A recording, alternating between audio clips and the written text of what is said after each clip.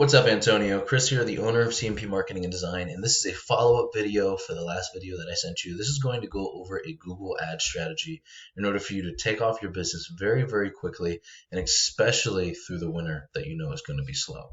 So getting right into it, man, I want to go into the Google Ads platform to show you a few things.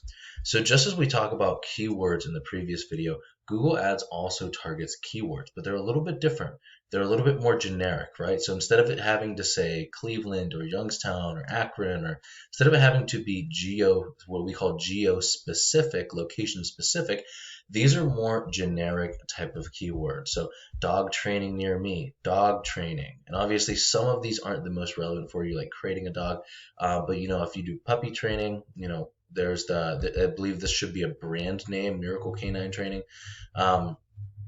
Dog behaviorist, dog obedience training, obedience training near me, service dog training, so on and so forth. So they target keywords, but they target it a little bit differently. As you can see, we're refined down to about 1,900 out of 2,900 keyword ideas. A lot of them were, brand names and so on and so forth.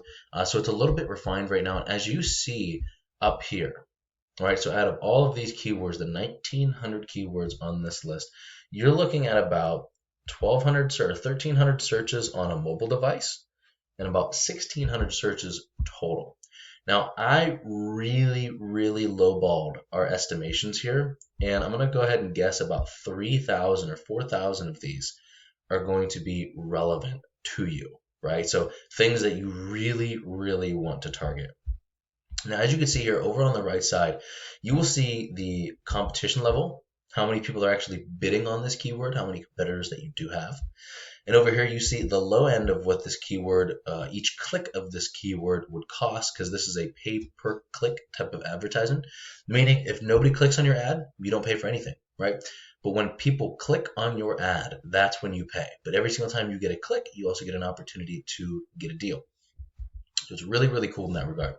So this is on the lower end what you'd be looking at per click, and on the higher end what you'd be looking at per click. And this is probably towards the Cleveland area where it's this expensive, right? Now there's also a lot of these keywords down here, as you will see. Scroll down. So here's a good example. Let's do one that's a little bit more relevant to you. You may not train dog agility, but I'm going to use this as an example anyway. You see how this says nothing? Both on the left and the right side. That's because nobody is bidding on this keyword, which means you can get it for next to nothing, right? So this is like maybe 50 cents, 25 cents, so on and so forth.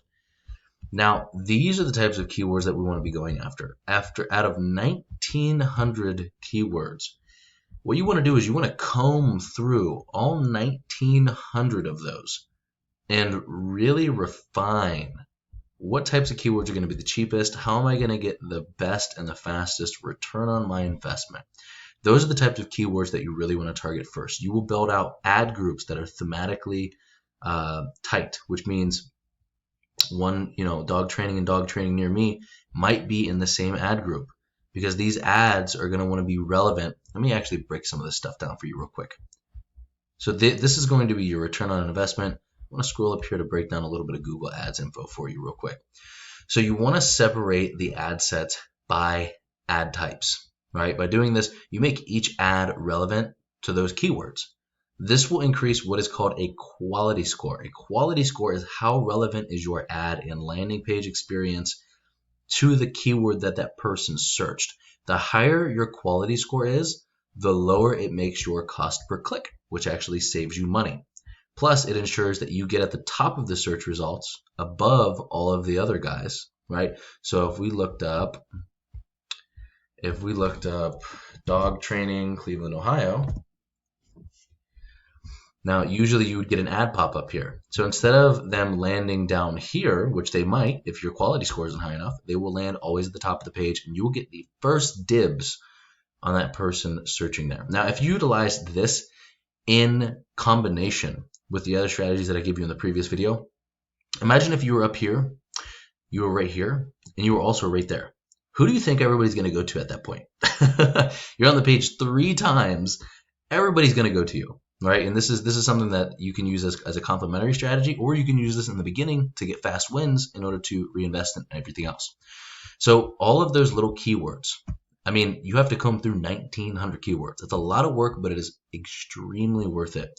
You also want to add in negative keywords. That means if your ads are coming up for things like creating a dog or puppy training, if you don't do puppy training, you want to make a negative keywords list initially, which does take time, but it is extremely beneficial in the long run. But as your ad lands for different things, you want to continually add to that negative keywords list, right? These are the negative keywords or the keywords that you don't want to pop up for. So you have a keywords list of keywords that you pop up for, negative keywords list of ones that you don't want to pop up for.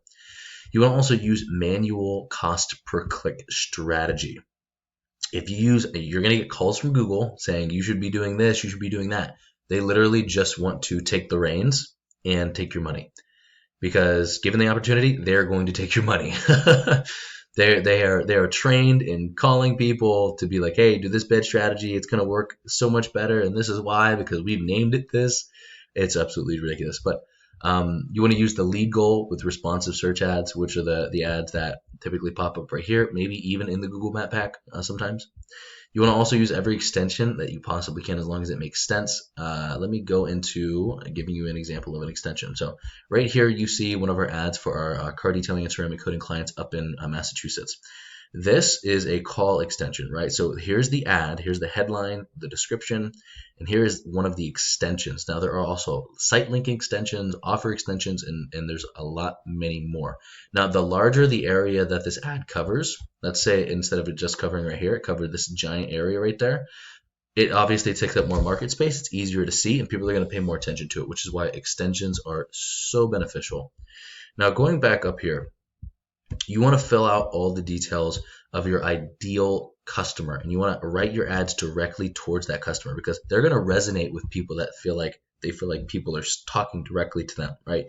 They're talking about the values that they're looking for in a dog trainer, and so on and so forth. So you really want to make it specific. And do not use broad match unless you just have thousands of dollars to throw at this thing. I do not recommend it. I recommend exact match and phrase match types of campaigns, which means if somebody looks up dog training, you're only going to get for somebody specifically looking for dog training, nothing on the end of it, nothing before it. And if you do phrase match, that means it could be best dog training Cleveland, dog training near me, because it's dog training's in there, but it's within a phrase. Broad match is if you put the word dog training in there, it might be dog beds, anything related to dog, anything related to training. So it's just too much. Now your landing page, you also want to have a landing page. A landing page is where that person is going to land after they click on your ad, and it's going to funnel them during the rest of your sales process to make them convert into a customer for you, whether or not you want them to fill out just a booking form and to pay you on the spot, or give you a call, or send you a message, or any of those options are viable. But a landing page is super important, because your landing page quality score is also very important. So if you're not relevant for the person that's being searched, so let's say if they're looking for dog training and you don't have a landing page that says dog training on it, you're going to be very low relevancy. And it's going to increase your cost per click, it's going to lower your quality score, and you won't actually land for the people that you're looking to land for. You also want to reiterate the core value of the ad. You also want to ensure the prospect understands the value of what's in it for them, why they should work for you. You want to keep the color scheme simple. You want to pull upon both emotional and logical buying reasons. Read these two words together. Logical buying reasons. Right? Because that's going to, people buy typically emotionally and justify logically. If they have a terrible dog, if they're disobedient and it's tearing up the couches, blah, blah, blah, you pull on those heartstrings, and then you tell them, hey, I'm the best guy around, I've done all this, these guys have had this result. You're going to make them want to buy just because their animals are being terrible, and then you justify them with that logical buying reason. You want to supply an adequate amount of social proof, reviews, review videos, before and after videos of how the dog obeyed you, after videos about how the dog obeyed you after the training was concluded, so on and so forth. You want to have trust badges, anything in there that you possibly can within your industry that creates trust. You also want to make the landing page sexy. This landing page will represent your company, represent you, represent your brand, so it's important that it looks good. You want to add in things that make people know, like, and trust you. right? So something about your personal background, right? Are you, how you got your dog training, what you've used it for, what your purpose is, what your values are as a person, as a business owner, so on and so forth. You want to make sure that there's clear and concise calls to actions in multiple places, and also ensure that the landing page loads very quickly, because if it doesn't, they're going to go somewhere else, right? So now I'm going to break down your potential return on investment for these Google ads, right? Out of 4,000 monthly relevant searches, I like to lowball everything and highball other things. I like to lowball the results and highball the prices because, like I said before, nobody's ever upset with a lowball. I would rather underestimate and overdeliver, or you overdeliver yourself, so on and so forth, than for you to be upset because it's not what your expectations were. So even though this is probably going to be closer to 10 or above, I'm estimating 6%. 6% is click-through rate. That means if somebody sees your ad, about 6% of those people are actually going to click on it. That means out of these numbers, you're getting about 240 clicks to your ad. That's 240 prospects that you're getting every single month. Now, mind you, we're also going to have, you would also want to have audience tracking in your landing page. That means every single person that has clicked on your ad, you are tracking their IP addresses, so then you can retarget for different things in the future. So you can actually remonetize every single person that's visited your landing page in the past. Really, really cool. You do that on both Facebook, Google, TikTok, any other kind of platform that offers a pixel. Now, you could also, or this is the breakdown of the average amount of clicks that it takes to get a lead. So the people that click on your ad, that actually send you their information, call you, text you, so on and so forth, about 5 to 10. Now, it could be a lot less than that, but that's the estimation. That means the total amount of leads that you'd be getting per month is somewhere between 24 to 48 new leads. Your average cost per click, based upon the numbers that we saw there, this is an overestimation, but that's about $1.50. That means your cost per lead should be somewhere around $7.50 to $15. The average amount of leads it takes to get a client should be 1 to 2. If your closing rates are about 50%, especially if the ad does what it's supposed to, that means the average cost per new client would be somewhere between $15 to $30, and you'd be seeing about 26 extra clients on a monthly basis. 26 new clients. So this means month over month. I don't know how long people typically stay with you, work with you, but 26 new clients month over month is the opportunity that you have with this campaign, with just the numbers that we found, with just the research that we did, not really diving as deep into it as we could be and finding all of the extra juicy stuff either. Antonio, I hope this made sense. I really tried breaking everything down for you. I want everything to make sense for you. I want you to be able to take this information and really grow your business with it. Once again, I really hope you enjoyed the video. If you have any questions whatsoever about any of this, you're more than welcome to give me a call or text once again at 330-978-5004.